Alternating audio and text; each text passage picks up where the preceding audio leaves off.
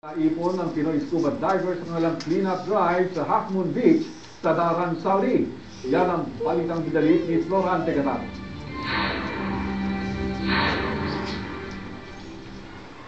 Malinis na tubig at malinis na dalampasigan. Ito ang makikita sa parteng ito ng Half Moon Beach sa Dhahran dahil kamakailan lang nagsagawa ng beach at underwater cleanup ang mahigit 20 miyembro ng Pinoy International Scuba Divers. Sari-saring basura ang kanilang nakalap katulad ng plastic bags, bote na soft drinks, papel, kahoy, lata at bakal. Ang ilan sa mga ito ay kinapitan na ng talaba na ang ibig sabihin ay matagal nang nakalubog sa ilalim ng dagat. Mahigit 20 bags ng basura ang kanilang nakolekta sa loob lamang ng mahigit 2 oras.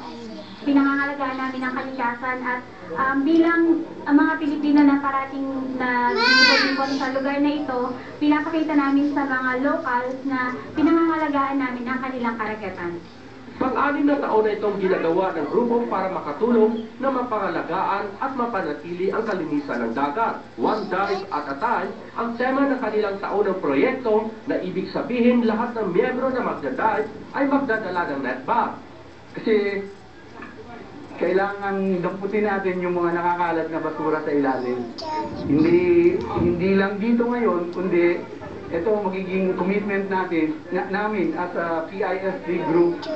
Pinasalamatan ng local authorities ang mga Pinoy divers sa kanilang kasipagan at malasakit sa dagat. Being a diver myself, I thank all the Filipino community here in Saudi Arabia for this effort of cleaning our beaches and participating on our environment cleanup. Hinihikayat din niya ang mga Pinoy sa Eastern Saudi na panatilihing malinis ang dalampasigan at dagat dahil masarap daw maligo sa dagat at maganda mag-picnic kung ito ay malinis. Nagbabalita sa Middle East, Florante Catano, Dhahran, Saudi Arabia.